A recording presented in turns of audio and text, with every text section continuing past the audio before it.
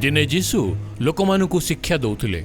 फारुसी और शास्त्री माने निकटरे बसते, जो माने गालिलीर प्रत्येक ग्राम जिहुदा प्रदेश और जेरुसालेमरू आसीथिले। प्रभुंकर शक्ति जीशुंक पाखरे थिला जेपरि से सुस्थ करती।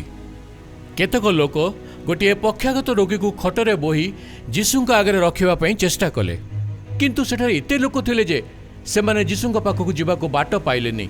तेणु से माने छात उपरकू चलीगले। आउ से माने छातरू खपरा बाहर करी ताकू तळुकू ओल्हेई देले। सेमानकर विश्वास देखि जीशु कहिले, भाई तुमर पाप क्षमा करागला।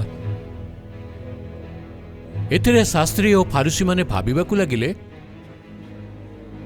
ए किए ईश्वर निंदा करुअछि, ईश्वरक व्यतीत किए और पाप क्षमा करि पारे।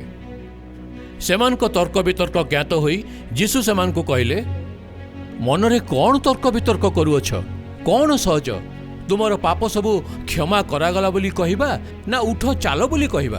किंतु या तुमने जान जे पृथ्वी रे पाप क्षमा करने को मनुष्य पुत्रंकर अधिकार अछि। से पक्षाघात रोगी को कहिले, मु तुमको कहूची, उठ निज खटिया घेनी घर को जाओ। आउ सही समय रे से सेमानक साक्षात रे उठी ईश्वरंकर महिमा कीर्तन करू करू निज घर को चलीगला। समस्ते आचंबित होई ईश्वरंकर स्तुति करने को लगिले। आउ अत्यंत भीत होई कहिले, आज आमने अद्भुत घटना देखिलु।